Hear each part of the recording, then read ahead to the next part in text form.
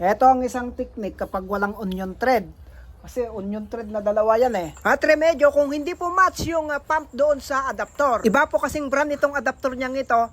Hindi niya ka-match doon sa pump na ilalagay po natin na coupled pump. Kaya ang remedyo ay lalagyan po natin ng nipon para po mailagay po natin itong coupled pump na to.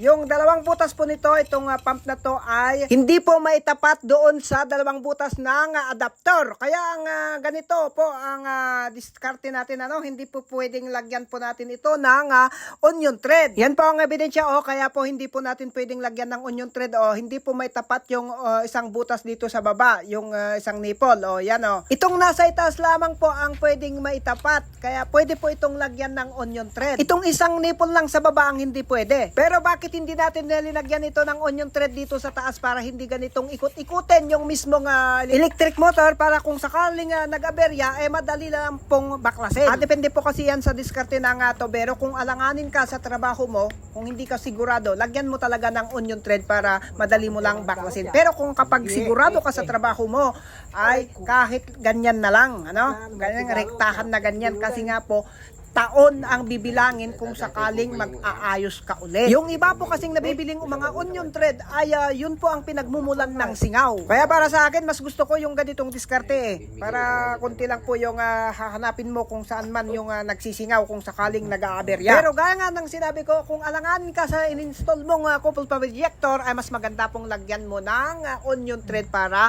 madali mong baklasin kasi alanganin ka At ito na, maigpit na po itong nipple dito sa taas. Ito, talagang hindi po magkatapat. Kaya pinutol po natin yan.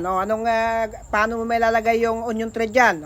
Di ba? Bali ang remedyo dyan para may kabit yan, talian na lamang po natin ng interior, goma. Yan. Higpitan lang ng husto ang pagtali dito kasi kapag nagkasingaw po ito ng kahit na konti, hindi na po makakahigop. Bali ganyan po ang remedyo at diskarte kapag hindi po magmatch yung adapter doon sa electric motor pump. At paglagay ng electric motor pump na walang onion thread.